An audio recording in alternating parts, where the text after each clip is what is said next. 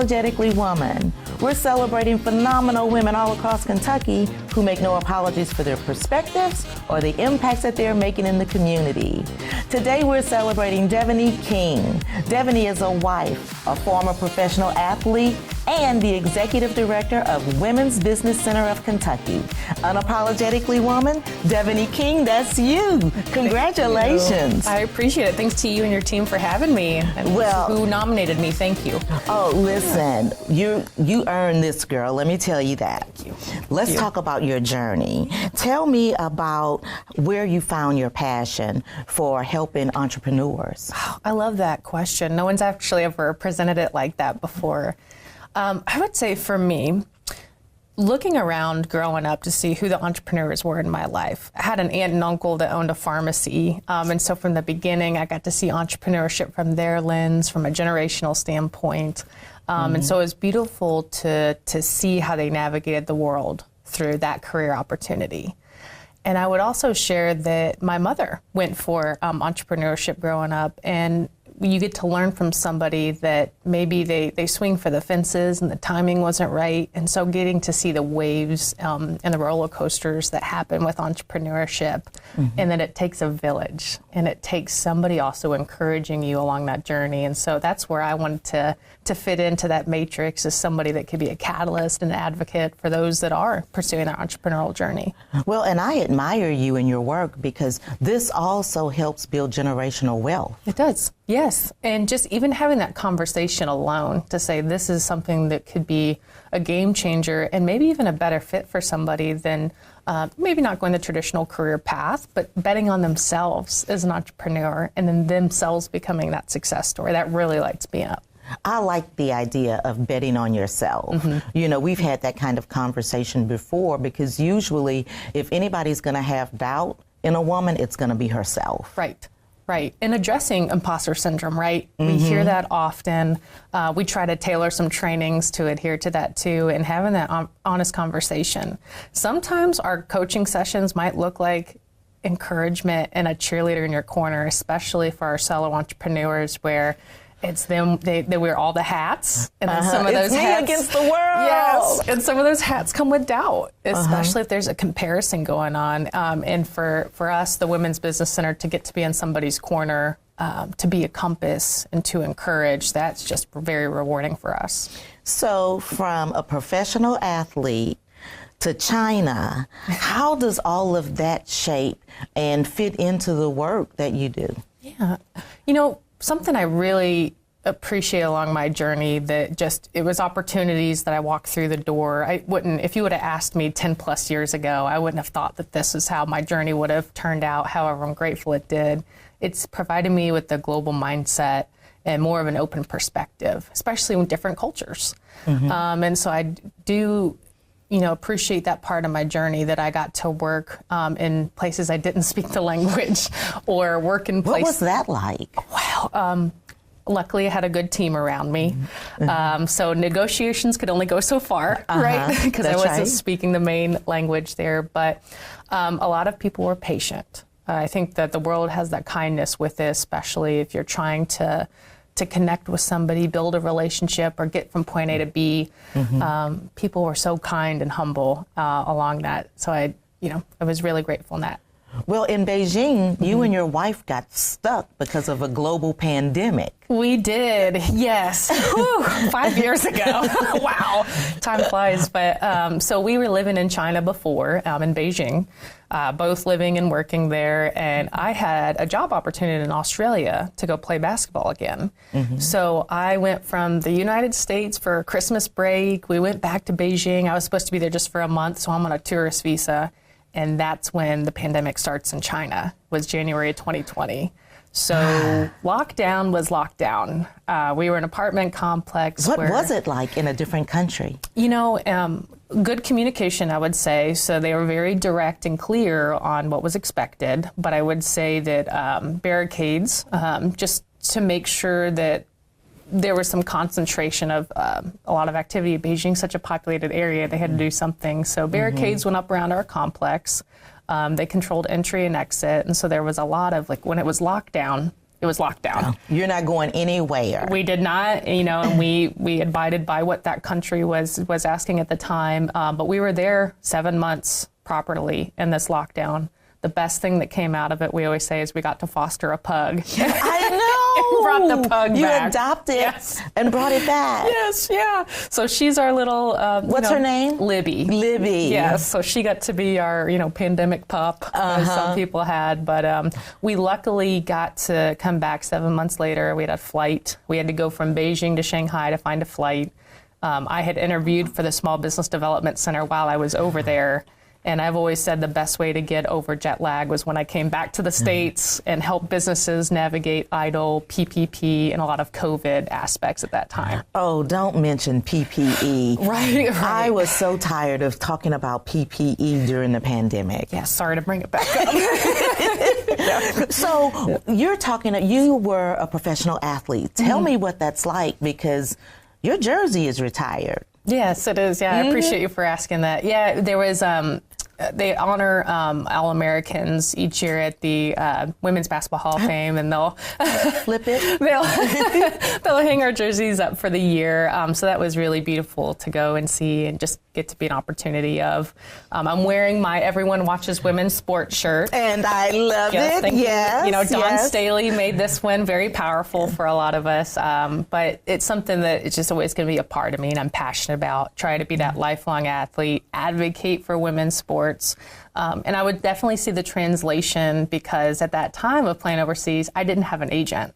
So we talk about betting on ourselves. I had to try to vouch for myself, to negotiate my contracts. And so now I see that when I'm helping entrepreneurs today that maybe shortchange themselves, or they don't think that their price, maybe they're setting it a little too low. I really want to encourage them to see their value. Ask for what you're worth. And your worth, exactly.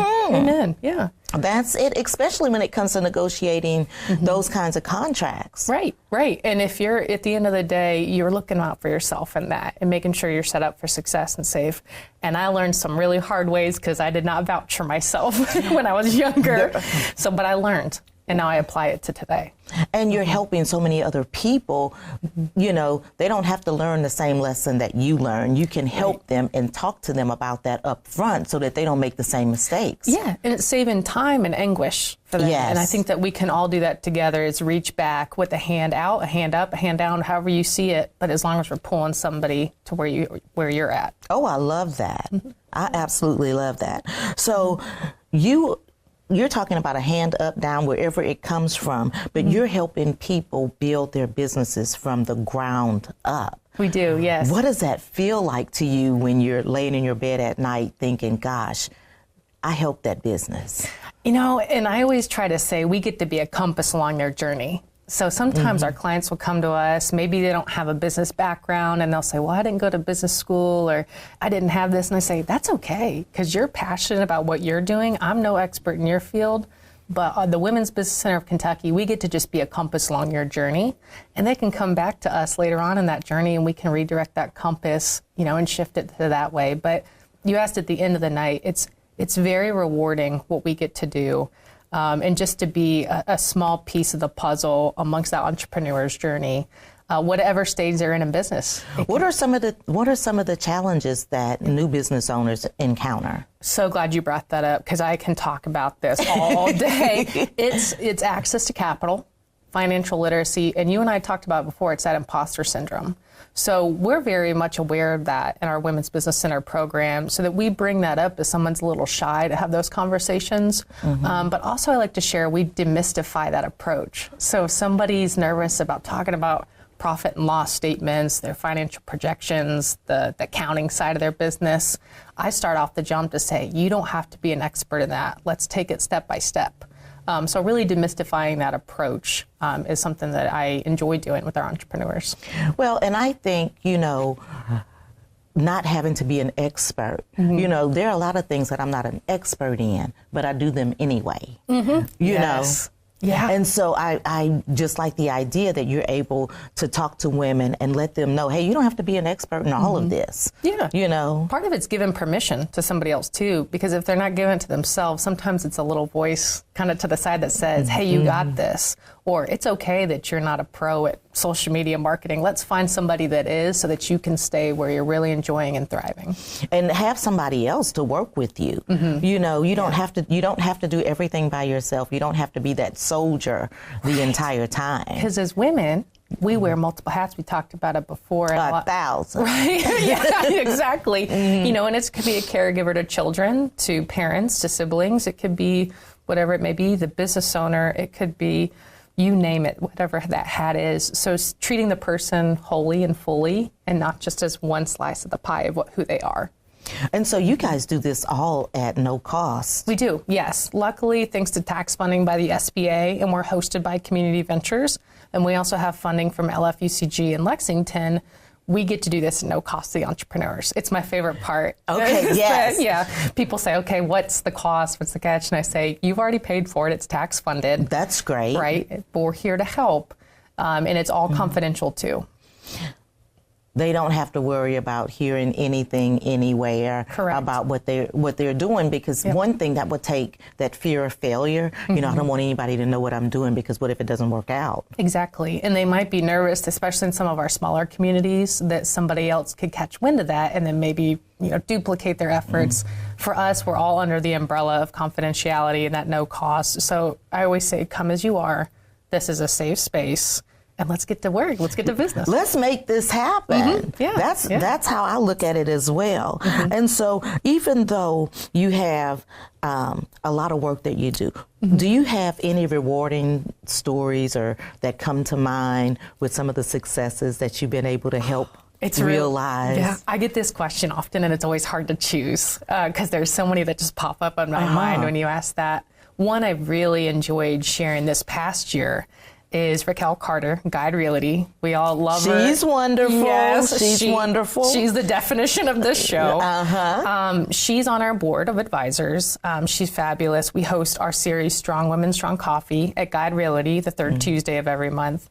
But I share all these things because she's in the background doing so many good things for the community. She was the SBA Kentucky Woman-Owned Business of the Year for 2024. Yes, she was. And I told her, I'm saying, I just want to follow behind her everywhere to shout that to everyone. I want to say it. I was there. And so just earned, she got recognized in the Rotunda in Frankfurt with a fabulous award. But that's the thing, is you have people like Raquel Carter and others that do such good work in our Commonwealth. It's beautiful to see when they get recognized and rewarded with that. And it makes me excited and hopeful for the other women who, they get their flowers too. And I want to see that you've happen. gotten some flowers as well.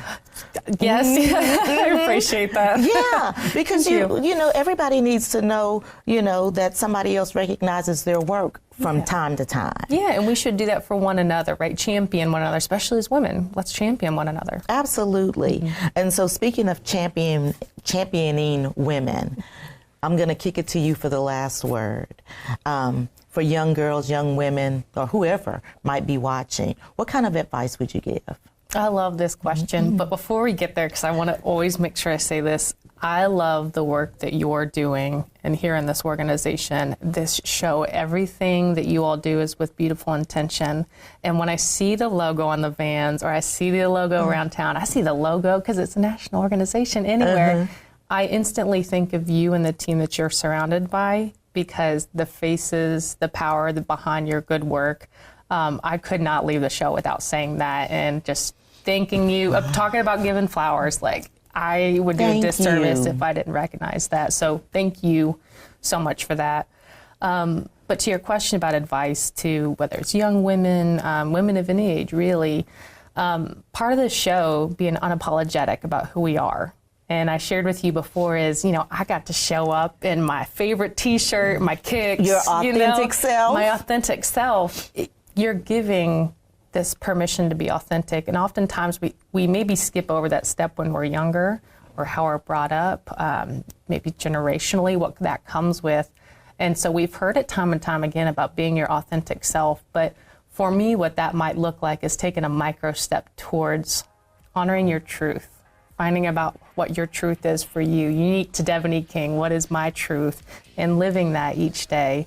And part of being authentic then is that you're modeling and also encouraging someone else to do that for themselves. Along the journey, someone sees someone else that's being authentic, it might open up something within them that they didn't even realize was there. And so I think that we can all do that, or at least take action steps each day to try to honor our most authentic selves. That's beautiful, girl. Thank you so much. Thank you. Thank you for having me. Absolutely. You guys continue to watch as we celebrate other phenomenal women just like Devanny who are making changes in our community. Continue to watch Unapologetically Woman, and we'll see you soon.